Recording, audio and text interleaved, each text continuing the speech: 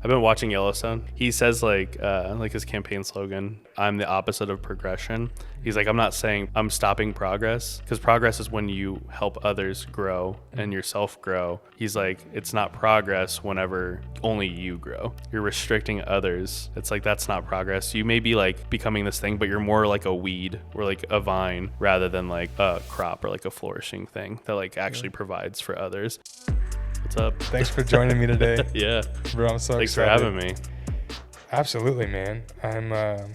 I'm so excited to talk and just hear your thoughts on a few different things. Of course. Hear your story of, how you got into photo and video and all the creative things you're doing and kind of what you're excited for the future and as well as like even just to give like an overview, like really the heart of the podcast is really this idea of helping creatives feel seen and find purpose. Mm-hmm. And so with that, like, I believe what we can do is someone in your position who is farther along than somebody else who may be listening can really speak into, where they're at and be able to maybe bring clarity or bring advice or tips or whatever, but also like for them to be able to see that you've done it and that it's possible, and just be encouraged by that. Of course.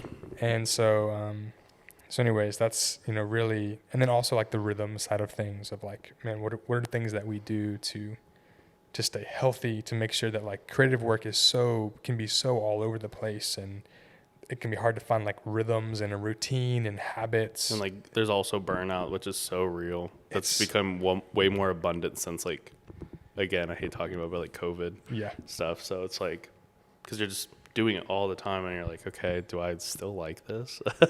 Do I have any more ideas? Like, where am I at? Well, I think it's just the isolation of like creatives.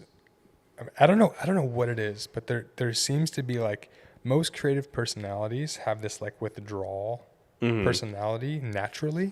Not most, but a lot. Yeah. And you mean like when it comes to like process and stuff? Yeah. Yeah.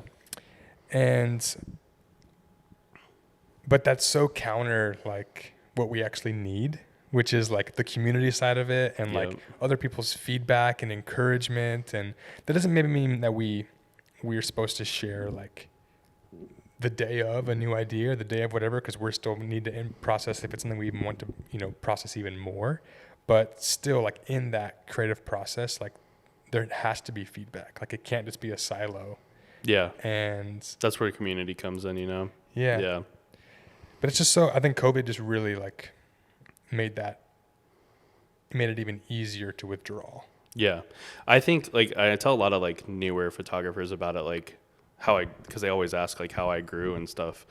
But it's like before 2020, it was like there were meetups happening all the time. Like it was way more common to see like coffee houses packed out and just meeting up and being like, I felt like, and maybe it's not true, maybe it's just my personal experience, but I felt like people were more like friendly, like when you're out on the street about it, like you would see someone like, obviously if they were doing like a page and you could tell like you wouldn't mess with them, but like sometimes you just see people like in a group like running, gunning, and you're just like, hey, like what's up? Do you care if I like tag along or whatever it is? I felt like people were more open to like things like that, and now people are a little bit more like standoffish, and it seems like they're starting to like get back into it. Like I saw like is it Casey Rising or stuff like that, like they're like trying to get back into it, which is great. But so from your perspective, what will it take for it to get back to that? Honestly, I don't know. I think it's more about like finding what's next and like going back to what it was, because I don't know if you were recording, but whenever we were talking about like the studio and stuff, I think having more accessible studios to people is going to be really important for like the future of like KC creative stuff. We obviously have tons of like great areas to shoot, but some people are just like, more studio bound. Not everyone's outside to shoot street and things like that, and not everyone's aspiring to shoot outside. Like it's a good way to learn, but I think like the next move is just having like a space for people to come to and not even necessarily just shoot, but to like be a community, my analogy I use too with like meetups, they're like good and bad. I think they're more for networking, which we can talk about later because I think that's like the number one thing that any creative should be good at. But like when there's like a slew of people shooting one or two people like subjects in front of them, truly how many different ways can you shoot that without like looking like everyone else? And like my analogy I was going to use is like how radios stations can like kill songs. They're just like play it, and then whenever you see it on the feed, you're like, oh, I've seen this photo literally 20 times. Like how, like what's different about it? So I think that's like the con to meetups is like not having enough like diverse scenes or like diverse like angles and things like that. So I don't know if that's really on topic, but no, it's good. No, it's true. And I think that's what I've found is a studio environment actually, like people say like, oh, go out in the street and like have fun, like run and gun. But like, I feel like the bounds of a studio environment actually force more creativity. And you're right. I do think we need more studio space here that feels that isn't, it's not just space, but also like a gathering for creatives, a gathering for, a space that can be used practically for people to make money and do shoots and whatever, but also to hold, community events and exactly and whatever. And so I feel that. I guess like even like I said, it doesn't have to be always like shooting, like even like mixers and stuff. Cause I know that they have like, was like KC Chamber of Commerce stuff that I've been to, like in the mornings, they just like, here's like a little breakfast spread and some coffee and just to network with like what's going on in your community. You don't even necessarily have to talk business. It's more or less just making like those connections. Yeah. So no, I think that's what this community needs from like the creative side. Yeah. Yeah. So the networking side. Well, let's jump into you. Okay. So like, take me back, like the first time you ever took a photo, the first time you ever did video, like, what was, how old were you? Kind of what was that? What were you like back then? And yeah. So, I mean, where do I start? I mean, I've been skating since I was 11. I was like endorsed or sponsored by like local skate shops and stuff like that. Nothing too crazy. But it kind of started there. Like I had, how old was I? I think I was like 15 or 16, but I found like this old VHS camera and we would just shoot like really stupid like video, like things that you do as a teenage skateboarder. I have no idea where that went to. Honestly, it's a bummer because I know we had some good funny tapes on there and like some really good clips, but like technically I guess that's when you could say I started, but I had zero knowledge. I literally just picked up this camera, hit record. I didn't know anything about composition. I was just like, capture something that looks cool. I don't know.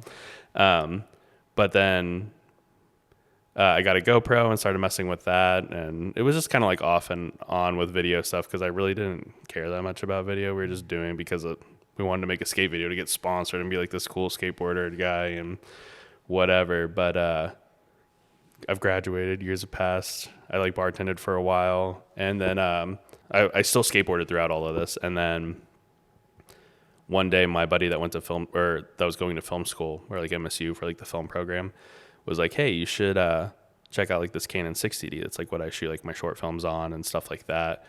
And so I bought that camera, like a used version of it from Best Buy, and I had like a slight moment when I bought it where I was like, oh, it's how much money?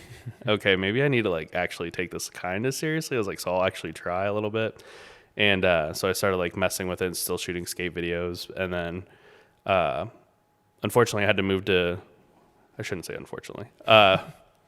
Fortunately, I got to move to like California for unfortunate reasons. But in that time I was able to like practice like photography. So like my friend, she bought me a photography guidebook, like National Geographic photography guide, and I would just like read a chapter and go outside and practice it and like take photos of the landscape because it's Northern California. It's gorgeous. Yeah, like there's beauty everywhere. And so I just did that for like 5 months, and like I'd practice on Lightroom and things like that. And I'm like, oh, this is like so exciting. It was all new to me and stuff like that. And kind of just went from there. I moved back and I had like a small following. I don't even know if I had started I didn't even start my Instagram yet, I don't think. Like a girl that I went to high school with asked if I did like any senior photos. And so I ended up shooting with her, and the family was like ecstatic about these photos, and they ended up actually paying me more than I asked for. And I was like, okay, this is cool.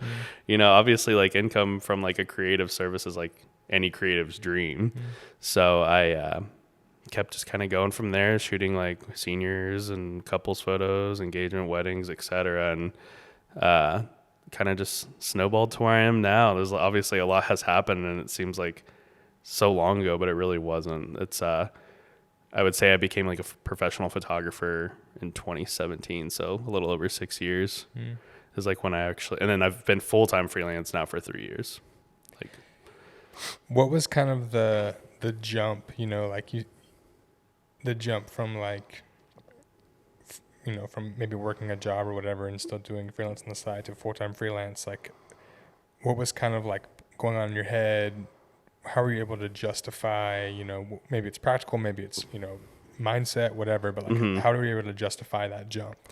Well, so I guess, yeah, for the first 3 years of my photography career, I was working at Lowe's partially, and then I was also working as a server at Jackstack. And it was steady income. I needed that. And honestly, what gave me the jump was like, when the world shut down, it was just like my job wasn't necessarily taking it super seriously, and I had all this time to like conjure up these ideas, and I was like kind of like just did some like quick math in my head, and I'm like, okay, if I quit my job, can I get by doing this? Because I realized that I was missing a lot of opportunities because of work too. It was like, maybe if I just take this leap of faith and I still get these opportunities, now I can say yes to them because I am available. And it was, like I said, it was really scary, but it worked out. I kept getting these opportunities, and I kept networking, and I kept growing. And like, so I would say thanks to like COVID and giving me time to actually sit down and think about it, gave me that like confidence to just be like, let's go for it. Let's go full time. Yeah, I could do this. I see the potential. I see the potential I'm missing because of work, whatever. Exactly. So since then, 3 years, full-time freelance, what are some of I'm just curious, like what are some of in the last 3 years, some of the things you've worked on that you're the most proud of? This question, it's always the toughest. Like, I would say one of them was like earlier this year, just because it was my first official music video that I like pretty much did everything for. Like, obviously I hired the team and stuff, but like I took a month and a half to like storyboard it, like concept every shot, location scout, like finding who I need to like help me on set, like building a crew and stuff, and all of that, and then shooting it. I shot it, and I like edited it and directed it or whatever. Like, it was like a good feeling to know that I was capable because of my experience up to then, that I was able to like produce something like that. Yeah. So that was definitely one of them. I still don't feel like I feel like it's cooler now than it was then. Maybe that's the wrong way to say it. But like when I got to work with Travis Kelce, like that was like such a cool feeling. And it felt so surreal. I remember I was working at Lowe's and I got an email, and I have friends that are named Travis and Kelce. And so like it didn't click at first, and I was just like, sure. I was like, I'll do the shoot, whatever. And then like we go to Too Light because that's where he was at the time. And I was like, wait, Travis Kelce. Like the day of, I'm like realizing who they're talking about. And I was like, oh my gosh, I feel so stupid. Like I was like, this is actually Travis Kelce for the Chiefs. I was like, sick, okay. And I got to like hang out with his dogs and like shoot for his clothing company and stuff. And he was incredibly nice, super funny. I mean, it's Travis Kelce, so but that was definitely like a really cool moment in my career. And then when I got flown out to, oh man, it's tough. There's like, now I'm thinking about like all these like cool moments. Yeah. Like my first year doing photography here in Kansas City was kind of like, I don't know like a better way to describe it, but like best case scenario. Like I moved to KC, I started shooting and networking like crazy. I shot like almost every day I was posting every day. I got to shoot for KC Fashion Week. I got to shoot like Dance Festopia. I got to shoot like all pretty much all the fashion shows and things like that. I got to shoot for like designers. I shot like lookbooks for people.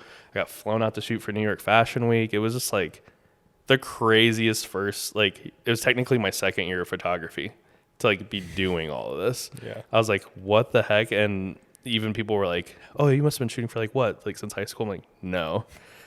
I was like, I have this 5D Mark III that still works and it's still a workhorse. Such the a only great camera. Yes, it's so good. The only problem is like the screen's kind of messed up. So no matter what Kelvin I take the photo at, it comes out blue on the screen, and I'm like, oh, I don't know what it's actually gonna look like. So, but yeah, just like that whole first year was like such a crazy experience.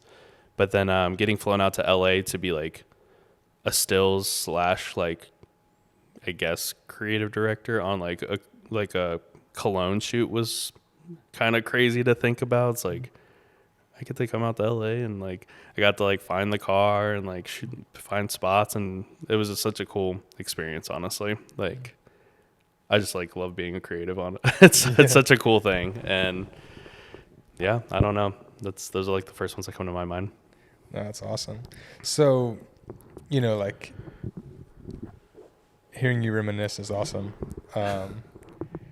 And I think again, to like get to the encouraging side for other people, like, you know, what would you say is like, sometimes it's just the right place, the right time, Truly. the right relationship, whatever. Mm-hmm. But would you say like all of it was that kind of stuff, or was there things that you actually took action for that you think helped land some of those gigs?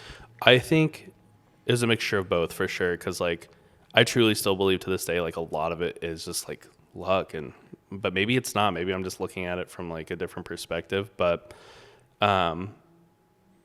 like, I guess I like thinking about it. I did go out every day and I networked and I made sure these relationships were strong, and I made sure that like you always leave a like good feeling in the community. Like you don't like put down anybody. You always are welcoming. If someone asks for advice, like don't be gatekeepy, because I feel like that was like a huge issue a while ago. Like, where'd you shoot that? I'm not telling you. Like that type of stuff. It's like, who cares? I feel like it kind of like in a way speaks more about the person who shot there already than the person who's asking, because it's like, are you worried that they're gonna capture something better or great? And it's also subjective. So what do you care? So I don't know. Sorry. No, that's good. Reset. Remind me of the question again. I was like going on a different train. Like, just, you know, what were some of the things you did to, you know, kind of land those gigs? What were some of like the action steps you took that you were proactive in doing to help land some of those gigs? Definitely the networking. I think networking is priority number one for any creative. Like getting out there, whether it's like you're DMing someone, be like, hey, can I like pick your brain, grab coffee and stuff like that. Actually, the other day I had someone reach out to me. They just wanted to ask questions, you know, so I met them for coffee and they showed me their studio and it was great. And I wasn't sure if I was helping. I remember I was like, I hope this was informative. And they were like, no, you're like solidifying everything I ever thought. And like and then some. And it was such a good feeling to know that like I could help somebody in the community. But it's like making those connections and keeping those bridges built and just making sure you're not like burning anyone. Because it's at the end of the day, it's like, really, what do you get out of doing that? Like this job requires like so many people to actually genuinely be fully successful at it and network. Because it's like, let's say you're just starting and you shoot with somebody and we all have our bad shoots. Maybe it doesn't go bad, but now you're sitting there like talking crap to everyone and it's not going well, this and that. And word spreads fast. And like, people are like, oh yeah, he like did not like working with this person. Not only is it like showing that you're talking poorly about someone else necessarily, but you're also like kind of possibly ruining that person's chances of being a creative as well. Yeah. Maybe they're aspiring model and you're like, instead of like criticizing them, maybe like give advice or like critiques or ask it, even like, because it's not always warranted. Be like, hey, like maybe, you know, we could like talk about this, because like I genuinely want to work with you. I just think these are some things that we should try or something, you know, like try to be constructive, I guess, and within keeping those healthy relationships. Yeah, creative creativity in general, because there's creativity and then there's creative work, right? Mm-hmm. And so this conversation comes up a lot in the podcast the last couple episodes, but it's like this concept of, like to be truly creative, there's the idea of like it has to be genuine, it has to be come from a place of like you're passionate about it, you're on board, whatever. And then there's the creative work side of things Mm-hmm. where it's like you're actually serving the client, right? Or serving whoever the shoot is for. And like, how do you balance those? Like, how do you make sure that like you're bringing the passion and whatever, but because I would even say that like creativity really is, in my mind, a service to others. Like Yeah. by being creative, we're really serving others, but to do that, you just have to be uniquely you and genuine. So it's like this weird, like, Yeah, it's like a fusion of the two for sure. Yeah, I mean, I've definitely worked with like brands where you had to like do exactly what they wanted, which that's going to happen in your career, especially like if you're trying to get to a point where like they're hiring for your creative. I mean, even now in my career, it's not like I've been doing it for super long, like 6 years. But like even now, like they still expect that. Like it's like, hey, you want to come shoot for this cool company? It's like sick. Okay, make sure it looks exactly like this. Mm. And it's like, oh, and then it's like at that point, I'm not saying like anyone could do it, but like kind of anyone can do it because you just want this look. It's more or less just having the knowledge. So I think it's like making sure you do those things until you can get to a point where people are like, whenever you're doing like personal work or something, it's like, whoa, what he's doing is sick, or what she or they or them are doing is sick. Like, this looks so cool. And like, I want this to be a part of my brand. And now you start finding yourself getting these jobs that are like, hey, this is like what we're doing, but we really like what you're doing. Is there a way we can like combine the two? Yeah. So I think it's more or less just like, I hate the phrase a little bit, but like kind of like paying your dues type of vibe. But it is what it is. And any job in the world that you go to, there's the paying your dues thing. So, but I think even like understanding that it's paying your dues, but also like if you're at the point in your career where like all the work is still just replicating a clone of something else, maybe it's paying dues, but it also could be, part of just like, that's what you need right now to grow to the next level, to where you have some type of creative identity that people could actually hire for your creative. yeah. It's kind of like, it's part of the process. And I think a lot of really young creatives, I mean, we were all like this when we were young, right?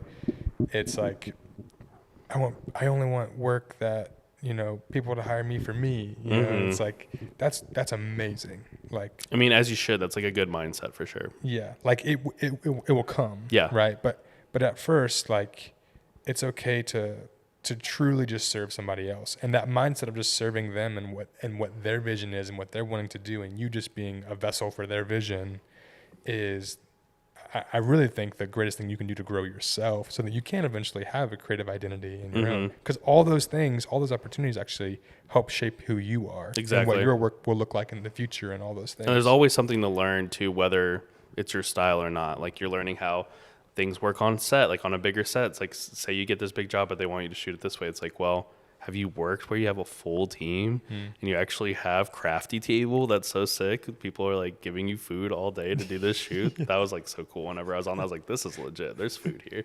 But like, it's like you learn like the processes. You're like, oh, there's like producers and like prop masters and stylists, art directors, like art assistants, like all these things. And it's like, you have to find like the silver lining, even if like most of the time, like stuff like that usually always is cool, because like the community is so cool. Yeah. And but also like thinking about it while you were talking was finding brands that also like you like want to work with, like their image, like you're drawn to like what they're already doing. Yeah. So it's like I guess like an example, it's like I'm not going after Target, because you go inside Target and you see like all these photos and stuff and you're like, oh, that's like a good photo, whatever. But it's like, it's not what I shoot, so why would I go after them? And it's like they're not asking for a rebrand, so it's like why would I sit there and pester them about like shooting how I want to shoot it? They have a thing, it works for them, and that's just how it is. So I think it's more or less finding like where you fit in. Yeah. No, it's good.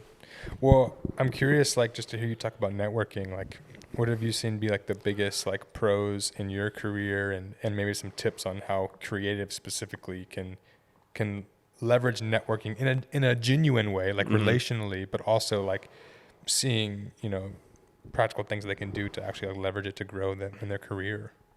I would say like I'll just say his name. Adam that reached out to me the other day. He actually, I think, did it one of the better ways.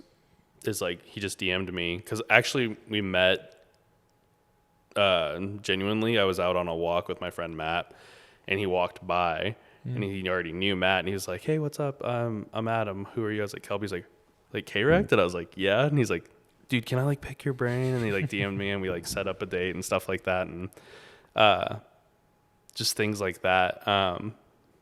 So like with networking, it's like if you're genuinely curious, reach out. Like also like to me, if you really just have any questions, I'm more than happy to answer. If I don't answer right away, don't get discouraged. Sometimes my ADHD brain is just like, what's that over there? And I'll totally forget. Even if I open it and I'm like, as I'm opening it and like, I don't know, my dog barks or something happens, I'm just like, I don't know. And then I'll just forget that the message is there. I'm not ignoring you. It's just that I forgot. Yeah.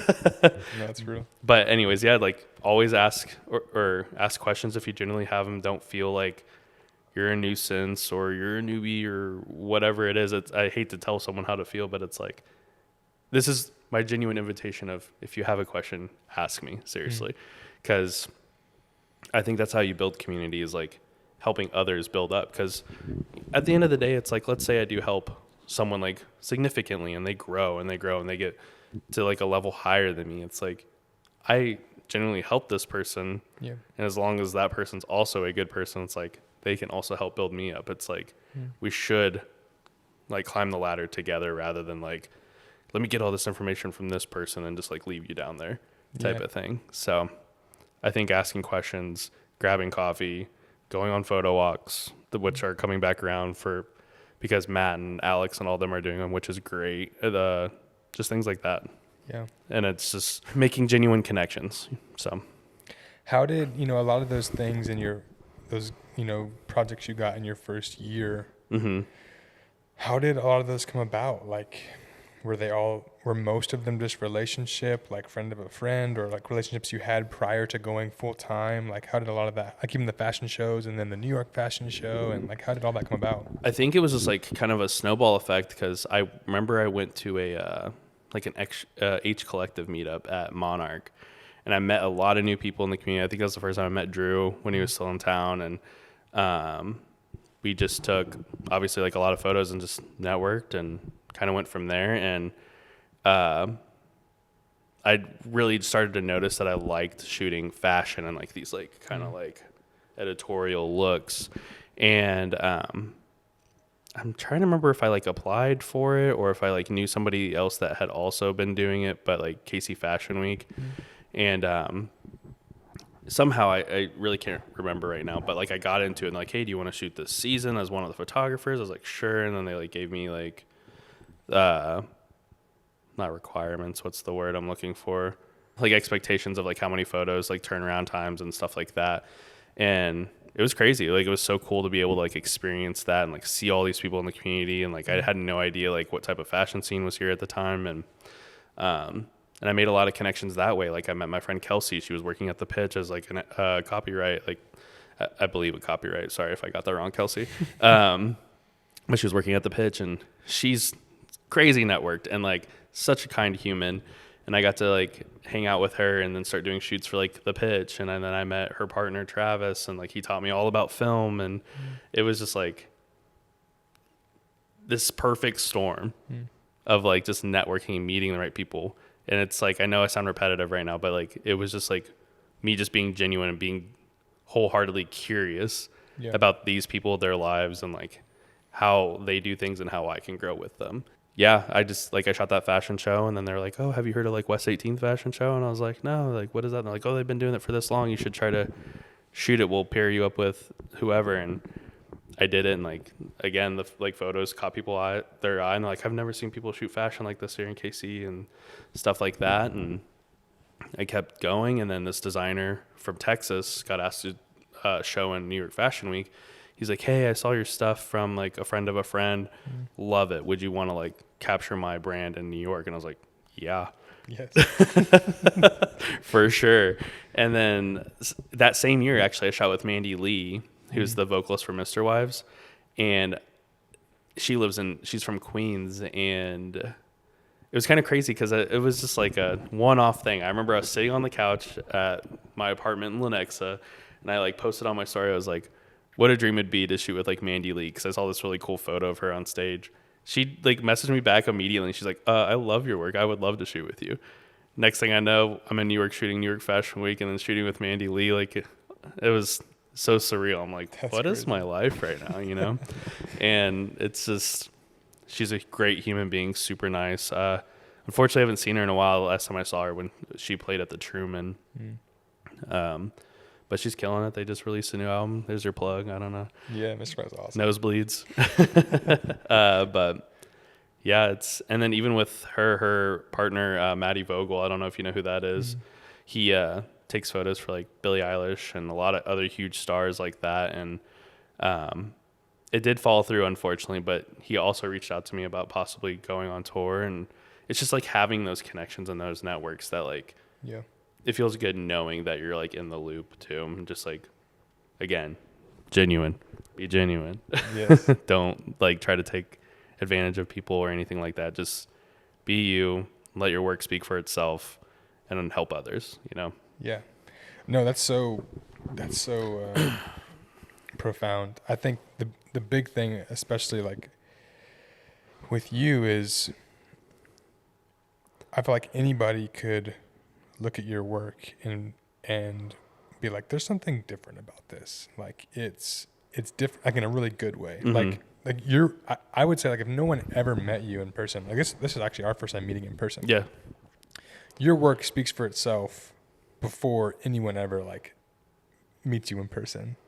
And then it's just like the cherry on top when they're like actually a good person.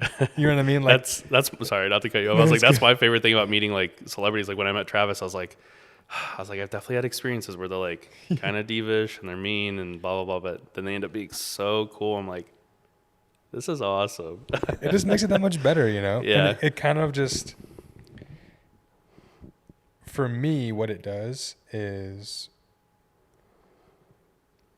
it kind of like is this unlock for, it's like, that's why they're successful. Mm-hmm. Like, yes, their work could stand alone, and yes, their work speaks for itself, but who they are genuinely and the way they treat others is actually like, so like, yes, we say like it was the right place, right time, or it was luck or whatever, but like you're just a good dude. You know what I mean? So it's like when you're just a good person who really is, you're not just out for yourself, and you value others, and you value like even like giving criticism, like, and you work with a lot of models and being able to like, serve the model even though you're creating work for yourself. You know what I mean? All those things, they just like, they speak volumes to you, and I 100% believe that like that's why people are successful. It doesn't mean there aren't people who are successful who are jerks. They're out there. They're out there. Because they exist. But most of the time, I would say the majority of people who started, at the bottom and have really built something, it's they built it on being a good person. Yeah. And valuing other people and being genuine and being humble, like leading with humility, and then also growing in their craft and their skill to where that now also speaks for itself. And it's just this like perfect storm of like, the sky's the limit because you're doing all those things right. And the cool thing with work is like your work will always keep getting better. Yeah. So it's like, it speaks I for think that's my itself. favorite part is like, sometimes I feel like there's a plateau, but then like you get this next shoot that was just like killer, and you're like, I could do that. Yes. So it's like an unlock. Yeah. Yeah. And part of it too with creative work is like, it's really cool to like be around other people and be encouraged by like, oh, they, you know, I'm inspired by this person. But and I kind of want to transition into this a little bit, but like this idea of like it's really easy to be inspired by people, and I think we do need to be inspired by people, but like how do we not in that inspiration process compare ourselves to them? Because I feel like comparison is such a It's an ego killer sometimes, or not like an ego killer, but like a drive killer. it I was guilty of it too. Like the first few years of my career, I'm like, why am I not as good as them? What is wrong with me? Why can't I do this? Why can't I generate that? And one of my biggest like realizations was like, dude, this person's been shooting like for a decade or longer. Yeah. They have like all this knowledge and all this experience in it, and I'm over here at my 2 year like, what's wrong with me? Why am I not this good yet? It's like you can't rush progress, you know. yeah.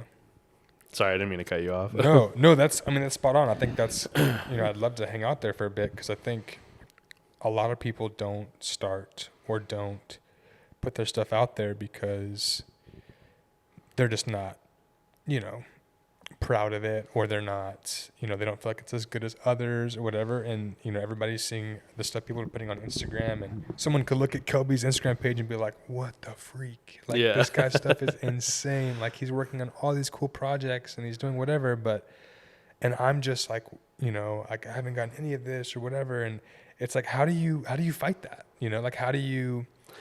I think my mountain time, I guess, like where I've climbed that mountain and realized was like, it's where my following started growing. I made it a point. I was like, whether it's good or not, like if I was proud of it, I was posting it. Like my whole first successful year on Instagram of like gaining like 10,000 followers or whatever, I posted every day. I made sure I made work that I was like genuinely proud of. I was like trying not to look. I did look at others for inspiration and stuff like that, but I also like gave myself like this boundary of like, okay, cool, I'm not there yet. Like some days were harder than others, but like at the end of the day, I was like, I just need to post. You never know where it can lead, things like that. And honestly, there was only positives from it in my experience. So I know the algorithm's not quite the same anymore, but ever changing. But yeah, it's just finding your time to climb. And sometimes like it's different for everyone. Everyone's different. And it's just like coming to a realization of like, okay, you know what? I'm proud of this. It may not be the biggest set. It may not be like the craziest angles or like this cool concept, but like I have made this much progress to get here. I'm better than I was yesterday. I need to post this. Yep. Because guess what? A year from now, like 2 years from now, 10 years from now, however long you end up doing it, you go back and look and you're like, wow. Like I forgot that I was even like at that level. Yeah. You know? And it's kind of a crazy feeling because I'll look back at my photos from like my first year and I'm like, what was I thinking? Yeah. Someone hired me to do this? Yeah. I was like, they trusted me? What the heck? But they and you just got to keep growing. You just got to let yourself grow. You can't be like why you don't grow. Because I think that's like the worst feeling is like you holding yourself back from progressing. Yeah, it's like that, you know, competing with yourself is healthy, but as soon as you start competing with others, it becomes comparison. Yeah. And it kind of makes that shift into comparison. And so, so it's like the only thing we should be focusing on is like, am I better than I was a month ago? Am I better than I was a year ago? Am I better than I was 3, 4, 5 years ago? If the answer is yes, then you should be proud of that. Yeah. And if it's no, it's like, how can you go out and try something different? It's like, what have you been doing all this time? Go out and do the opposite. Yeah. You know?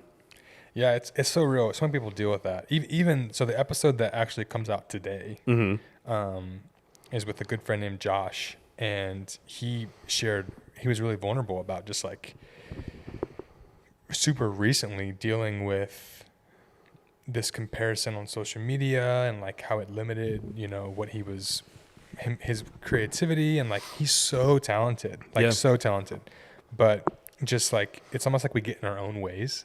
Like we're the only ones holding ourselves back, truthfully. Exactly.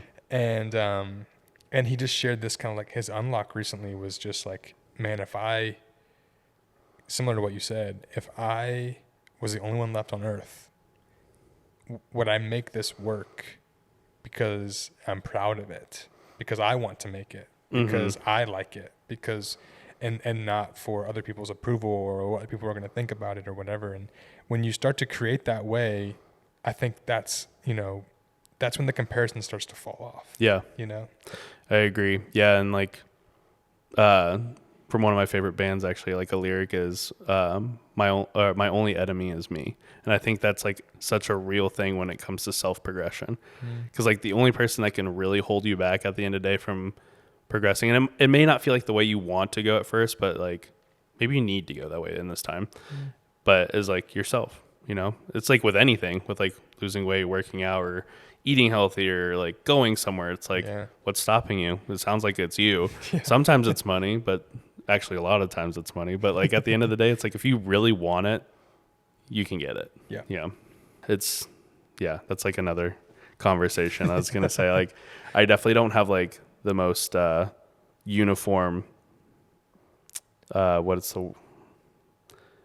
like really bad with words today, like track of like growing up. Like I was raised by like a single mom, and like that was me and my sister, and we moved like all the time because she was like a contractor, and she also worked in the military, and like contractor for the operating room. She works in the medical world, but so it was just like such an inconsistent life to like get me here. But you know what? It's like I can't like look back on that and be mad about it or be sad about it. I'm actually like, if that didn't happen, who would I be now? Yeah. So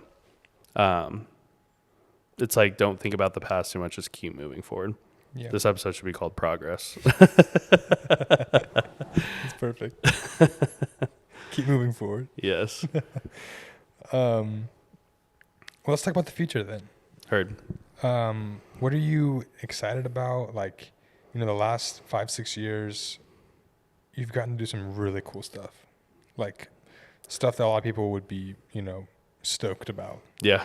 And I love how humble you are about it, but some really cool stuff. And so like, you know, it's all a blur, honestly. You know, the next 5-6 years, like what do you aspire for in the next, you know, couple years? Like what do you want to see for yourself? Like obviously getting better and growing in your craft and relationships, but I mean, what are you dreaming about, you know, in the future? I am obviously, like we talked about before we started, was like, I'm waiting on this job opportunity. And, if that happens, like I want to leave like the biggest footprint, in my career in that industry. Like I want to like, I don't want it to come off as like in a bad way, but like I want to like make my mark in that industry. Like, I think you only have so many opportunities to like put your name into the history book sometimes. And like, I feel like this could be my time. Yeah. So I feel that this job opportunity will allow me to do that. And also with that, grow with my video work and create these concepts and create like this whole new way of looking at what seems like everyday life. And just finding new ways to tell the same stories. So, cause I mean, I think it's like a tough part about being a creative, especially in this era of our lives, is like, I would say 98% of everything that we do has already been done. And sometimes that can be discouraging. So, but I feel like it's also a driver for me of like, well, what can I do different? How can I change this? What can put me up there to be like one of like the frontiersmen or whatever, to like create a new standard or something like that. Yeah. So I think that's like my goal, is to challenge myself in trying new things, laying new groundwork, and watching brands grow and things like that. Because it's kind of already starting, because I've got to work with some sports teams, and they like have been utilizing the way I shoot and stuff, and like whether it's like presets or style, etc. And it's like really cool to see. And I think that's literally just like the sprinkle of cinnamon on top of your chai, you know. It's just like the littlest thing. It's like there's so much more to happen, and it's like I'm really excited, really nervous, but mostly excited. Yeah, I'm excited for you. That's it's a really cool opportunity. Obviously, we're being a little ambiguous because nothing's like 100% yet. Yeah, and it's, you know, it sounds like it's there, but man, the process. So to save the whatever, we'll keep it ambiguous. Yeah. But But yeah, I love that mentality even of like, how can we take an industry that kind of, it all looks the same, right? And like you can definitely tell where the baseline is. Like if you look at all these different things, you're like, oh, this is like the standard. yeah, It's like, but we need to go up. well, and I think you're in the perfect opportunity.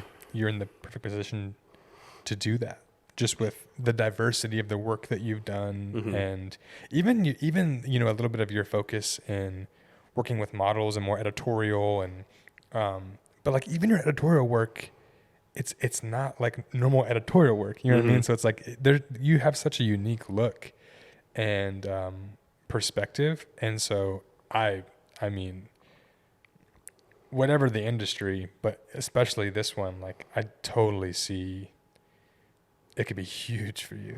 That's the hope in my head. Like I try not to think about it too much because like I feel like if I overthink it, I kind of like self-sabotage sometimes. Yeah. I just gotta kind of go with the flow. But yeah, that's like, it's not like a goal of mine. Like I'm not trying to go in and like step on toes or anything like necessarily. Like sometimes you do have to step on toes, but like I want it to like organically happen. Yeah. I want like an audience to see it and be like, whoa, I didn't even think about it like that. Or like subconsciously be like more attracted to it. And I think the goal is just to create a new standard.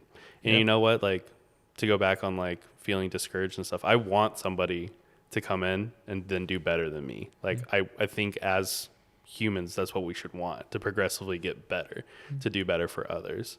It's like, I feel like that's kind of like what is it? Like you shouldn't want to be like the end all ever. Like I think that's pretty like big headed of anyone, but yeah, I just want to go in, leave my mark, leave this footprint, and be like, for the person after me, and be like, you know what? Kelby inspired me by this work, and I saw how it could be better. So. Yeah, and really, I mean, I really believe, and again, this conversation as well, it feels like every episode literally is like this. Because like really the core principles, like creativity and like the creative expression is really just the human experience, like truthfully. Yeah. And I believe like one of the greatest things we can do in life, and a big reason we're here and our calling and purpose, whatever, is to lift up others and to the next generations that are coming up, to help raise the ceiling so that they can then raise the ceiling for the next generation. And just humanity gets better and better and better, and we get more and more creative, and there's more expression because we are trying to raise each other up. And it's like, I feel like there's so much sometimes competition and different things within the creative world, because again, going back to the beginning of the conversation, it's easy to like be about like what I created or what I made, but the people who really grow and who really end up doing really cool things, and they get there because they put in the work in themselves, but also because they see every opportunity to lift others up. Yeah. And I think for the people who kind of have like cynicism, or like, why did they get that and I didn't? Or, you know, Kelby's got all these cool projects and I don't, whatever. It's like, until you get out of your own way and start to see like, man, well, why did Kelby get all this stuff? Is it because he's talented? Yes. Is it because he's humble and a good person? Even more, yes. You know? And so it's like, I think a lot of us just need to realize that, and realize like, okay, working on myself does mean, yes, working on my craft, but it also means working on how I treat others. Exactly. Yeah, I think I've been watching Yellowstone. Me and my fiance just finished the last season. I know the second one's supposed to come, or like part 2 is supposed to come out this year, but he says like his campaign slogan, it's not really a spoiler if you're planning on watching it, but like, he's like, I'm not saying, his thing was like, I'm the opposite of progression. He's like, I'm not saying progress, I'm stopping progress, because progress is when you help others grow and yourself grow. He's like, it's not progress whenever only you grow. You're restricting others. It's like, that's not progress. You may be like becoming this thing, but you're more like a weed or like a vine rather than like a crop or like a flourishing thing that like actually provides for others. You're simply just like you're not doing anything for anyone besides yourself, and it's like not a good way. It's not progress. It's just whatever. I definitely butchered that quote, so it definitely didn't spoil anything. But it was like cool to hear, because I'm like, that's such a cool way to think about it. It's like we should progress with each other. Like it's not about holding each other back, you know? Yeah. Well, and it's even, again, it even speaks volumes to like why this opportunity has arose. Like, yes, it may have come through relationship and your work and all those different things. And for whatever reason now, like the stars have aligned and you have this opportunity and you've gone through the interview process, whatever. But like you're deserving of the position because your perspective on the whole thing is I now have more authority and more position to actually help more people. Mm-hmm. And I think that's the thing, right? It's like if for the person who's just like, you know, I want to get there because I want to be able to say that I got there. Yeah. Like they won't get there. Yeah. Because that's just the reality of people can feel that. People can feel when you give that off. They can feel when you're not being genuine. And even if it's like they can't put their like finger on it, like they know that something's not right. Yeah. And it's that's an energy why thing. It totally is. Yeah. And that's why you're deserving of the position. I mean, obviously, hopefully you get it. Even if you don't, you're still deserving. but obviously you're deserving of it. And you have now put yourself in a position to get a job like this because you see it as an opportunity to not just, you know, again, show off yourself and yes, like look at this I'm now this whatever, and how great is Kelby? But it's like I'm helping this org though too. Yes, yeah. You're helping an organization, and you're helping other creatives within that organization get better and grow, and I really think that's the difference maker for you. Mm-hmm. And I think that's what a lot of creatives need to really work on is. I think that's like the biggest selling point too. If you want to grow yourself, is showing how you can help that brand you want to work with grow as well. Mm-hmm. Because why would they hire you if you're not going to help them, you know? Yep. And sometimes brands can be also selfish with things like that, but it's like, give them a reason to hire you. And then when they hire you, when they see how much you've helped them grow along with yourself, like only good things can happen, honestly. Yeah. Maybe, I mean, bad things happen, but there's always like a silver lining behind it as well. So I think it's just like picking your battles, being genuine, making sure to help others around you, you know? Yeah, that's good. Well, thank you for coming in today. Thanks for having me. Don't want to take up too much of your time. Maybe we'll do it again. Yeah. Do like a part 2 one day or something. Yeah. Be like, hey, you know the thing that we were talking about? Yeah, we can actually talk about it now. And maybe you'll know today. Yeah. Which is even crazier. Like and the possibly in like 20 minutes. Crazy, bro. Yeah. I'm so pumped for you, man. Thanks for doing this. I know we never met in person, and I just reached out to you on DM actually. Yeah. And really just wanted to be able to put you in a place to share your wisdom and knowledge, and I'm so excited for you. Thanks. For whatever the future holds. You're worthy of, you know, the opportunities that you've had and the opportunities that are in front of you, and I know the world's just going to only continue to open up for you because of your approach and your perspective and the way you treat people. And that's the hope. So yeah, man. Thanks so much for thanks for having me again. I appreciate it. It was a lot of fun, and I love doing stuff like this. Like I definitely am not like a man of like great vocabulary, but I try to help where I can, and I just like to talk. And sometimes there'll be days where I'm like on it though, you know, where I'm like, whoa, he just dropped some wisdom. And there's other days he's like, what did he say? He just said like a bunch of random things. So no, that's good. It's what makes you real and genuine. So anyways, thanks so much for your time, bro. Of course. Thank you.